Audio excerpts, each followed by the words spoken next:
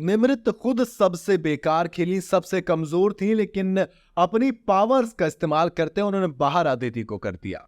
उधर रोहित शेट्टी ये नाइंसाफी देखते रह गए।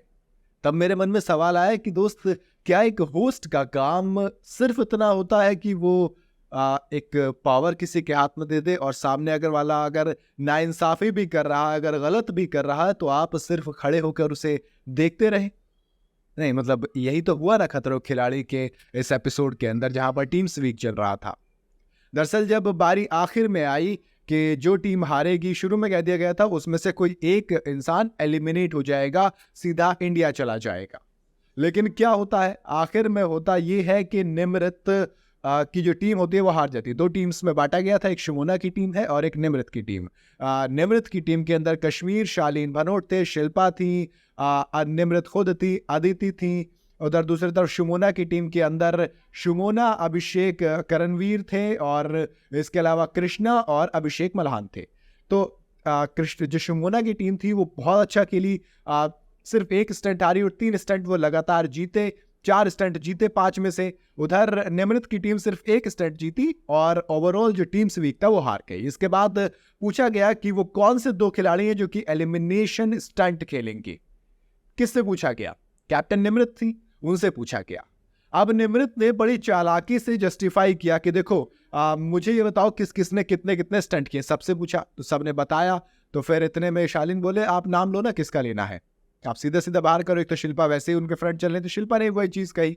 तो उन्होंने कहा नहीं नहीं, मैं इवैल्यूएट करूंगी कि कौन कितना परफॉर्म किया है, उसके हिसाब से मैं नाप दूंगी।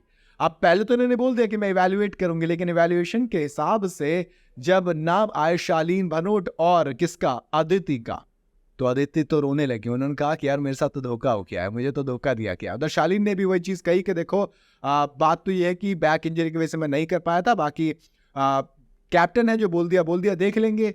लेकिन फिर जब बाकियों से पूछा कि दोस्त अब बताओ, क्या निमृत ने जो नाम लिए हैं वो सही है? क्योंकि निमृत ने आखिर में एक चीज बोल दी थी कि अगर मुझे खुद को बचाना का मौका है तो मैं खुद को बचा लूंगी और दोस्त मैं अदिति का नाम दे दूंगी। एक तरीके से उन्होंने खुद को बचाने के चक्कर में अदिति को, कहते ना, थ्रो अंडर द बस, उन्होंने उनको फेंक दिया कि तुम मरो भैया, हम तो सेफ हैं। और फिर ये चीज सबने कही, सारे कंटेस्टेंट ने कही कि गलत है, नाइंसाफी हुई है। उधर रोहित शेट्टी खड़े हुए सिर्फ देखते रह गए। एलिमिनेशन स्टार्ट हुआ तो दोस्त हुआ ये कि शालीन भनोट और अदिति को दोनों को क्या करना था, एक बॉक्स के अंदर बंद कर दिया गया, जिसके अंदर उठा के उन्हें बिच्छू डालने थे और शालीन भनोट मार्जिन से स्टंट जीत गए, जिसके बाद अदिति बाहर हो गई। लेकिन मन में सवाल वही आया कि क्या रोहित शेट्टी सिर्फ वहां पर खड़े रहकर शो होस्ट करने के लिए है? क्या आपने अगर एक बार पावर किसी को दे दी तो आप उसका लुकअप भी नहीं करेंगे, लुक आफ्टर भी नहीं करेंगे, क्योंकि आपके सामने नाइंसाफी होती रही और आप खड़े रहे? मेरे हिसाब से रोहित शेट्टी को कुछ तो इंटरफेयर करना चाहिए। तो बाकी आप अपनी राय हमें कमेंट में बता सकते हैं। आप अपनी क्या राय रखते हैं? वीडियो अगर आपको पसंद आई हो तो इसे लाइक और शेयर जरूर करें। जाते जाते चैनल को फॉलो और सब्सक्राइब जरूर करते जाइएगा।